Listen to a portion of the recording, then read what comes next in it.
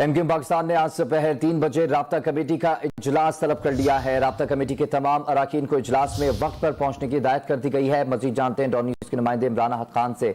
इमरान, इजलास में किन नुकात पर गौर होगा?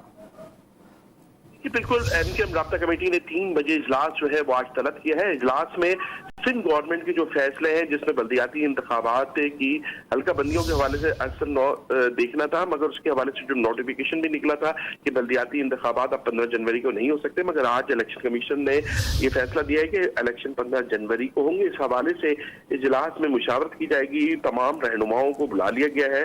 खालिद मकबूल की सरबराही में इजलास होगा, जिसमें डॉक्टर फारूक सत्तार, मुस्तफा कमाल, अनीस कायम खानी, वसीम अख्तर समेत दीगर जो रहनुमा है वो इस इजलास में शामिल होंगे। इजलास के बाद एक प्रेस कॉन्फ्रेंस रखी गई है, जिसमें प्रेस कॉन्फ्रेंस के जरिए जो है वो तमाम जो मुशावरत की जाएगी या आइंदा की जो हिकमत अमली है एम क्यू एम पाकिस्तान की, वो उसमें प्रेस कॉन्फ्रेंस में बताया जाएगा। क्योंकि एम क्यू एम का मौक़िफ़ ये है कि जो कराची और हैदराबाद में हल्का बंदियां की गई हैं यूसी की सतह पे, वो मुतनाज़ा है। क्योंकि उनका ये दावा है कि जहां पर एम क्यू एम के वोटर्स हैं वहां पर 70 से 80 हज़ार पे एक यूसी बनाई गई है, जहां पर एम क्यू एम का वोटर्स नहीं है वहां पर 20 से 21 हज़ार की यूसियां हैं, जिसकी बाइस उनका ये कहना है कि जो इलेक्शन है वो फेयर नहीं होगा।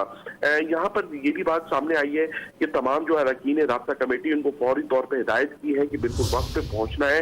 कोई भी राब्ता कमेटी का अरकान किसी भी काम के हवाले से कहीं भी नहीं रुकेगा, वो फौरी तौर पर राब्ता कमेटी में आएगा। तमाम अरकान असम्बली है जो कौमी और सूबाई और उनके जो जिम्मेदार हैं इनके पाकिस्तान के तमाम लोगों को तलब कर लिया गया है और यही बताया कि अहम जो मुशावरत के बाद अहम लाएअमल होगा जो जिसका ऐलान किया जाएगा प्रेस कॉन्फ्रेंस में। जी ठीक है, हंगामी इजलास एम क्यू एम पाकिस्तान की राब्ता कमेटी ने आज दोपहर 3 बजे तलब कर लिया है। इमरान अहद, आपने अपडेट किया, आपका शुक्रिया।